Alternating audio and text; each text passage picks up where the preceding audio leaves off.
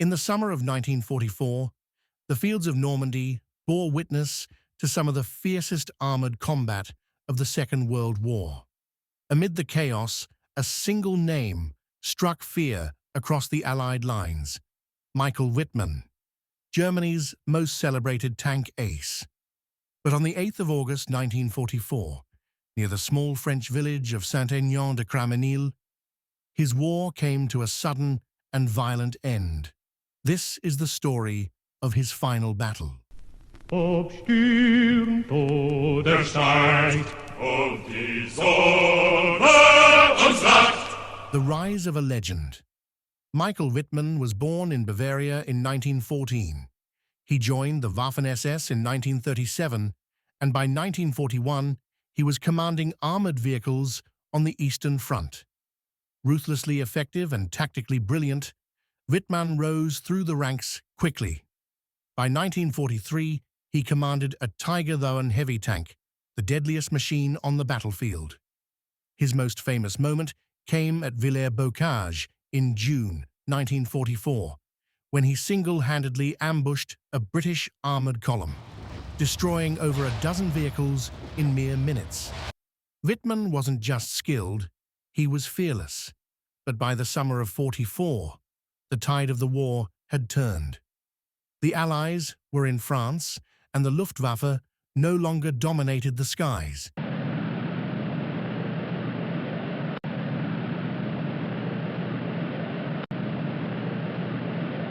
In early August, the Allies launched Operation Totalize, an offensive designed to break out of Caen and trap German forces in what would become the Falaise Pocket. Operation Totalize was an offensive launched by Allied troops in the 1st Canadian Army from 8 to 9 August 1944. The intention was to break through the German defences south of Caen on the eastern flank of the Allied positions in Normandy and exploit success by driving south to capture the high ground north of the city of Falaise.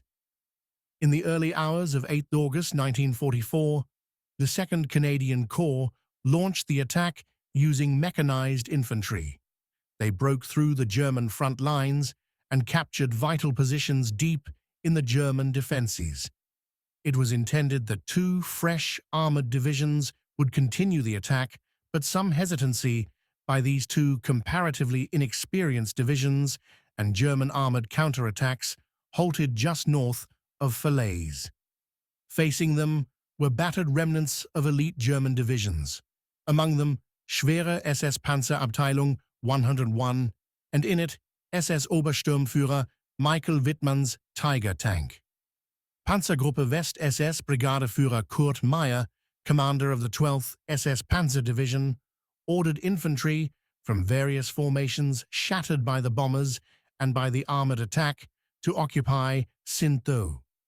He ordered forward 2 battle groups from his division, consisting of assault guns, infantry, and Tiger tanks, positioning them across the Canadian front.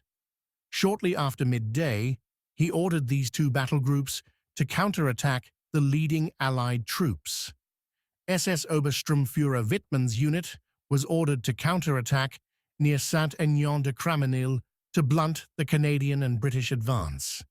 It was a desperate move, and one that would cost him his life. The final attack, on August 8th, Wittmann's Tiger, accompanied by several others, advanced across open fields toward Allied lines. The terrain offered no cover. Waiting for them were British and Canadian tanks of the 1st Northamptonshire Yeomanry and elements of the Canadian Sherbrooke Fusilier Regiment. This wasn't the Eastern Front. By 1944, the Allies had radar, air superiority, and tanks capable of taking on even a Tiger. Wittmann's Tiger was spotted south of Saint-Aignan-de-Cramesnil. At 12:47 p.m., British tank gunner Joe Ekins, in a Sherman Firefly, fired 3 rounds.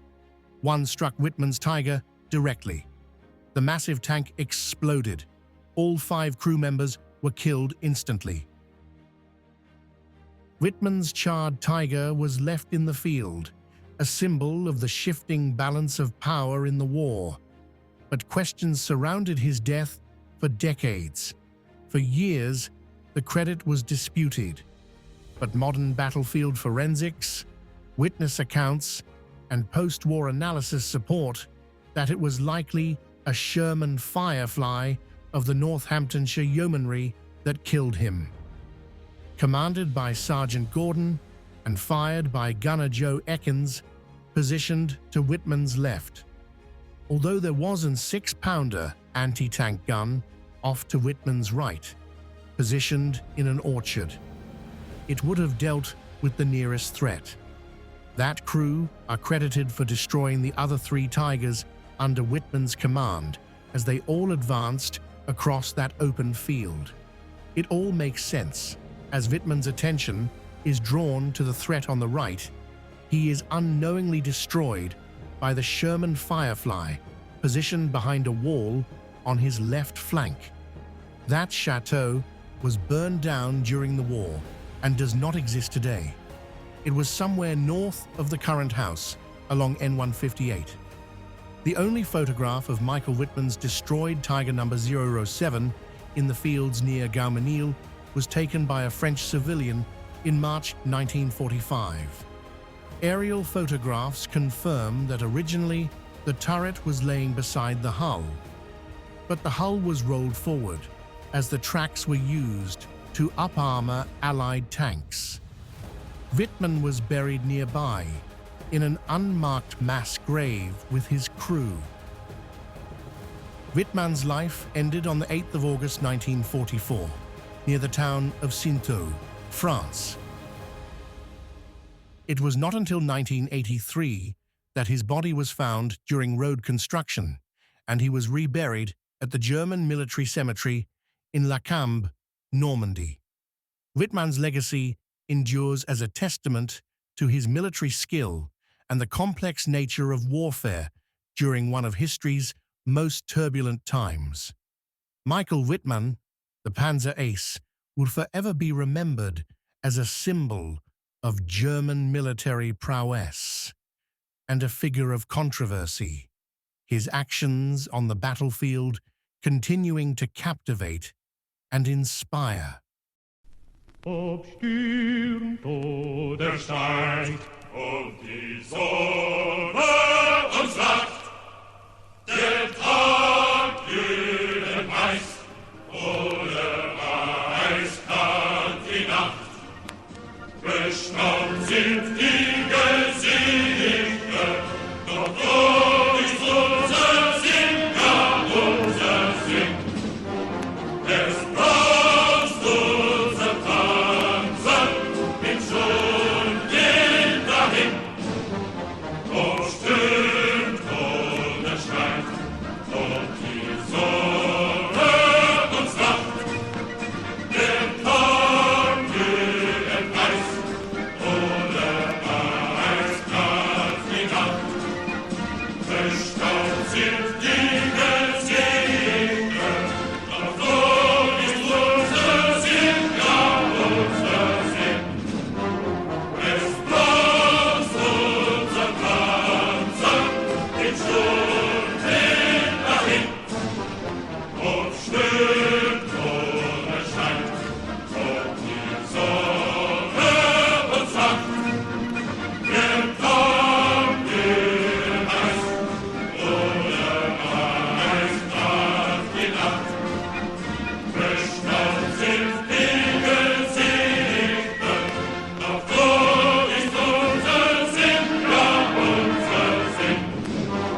Es braucht unser Panzer, den Sturm hin dahin.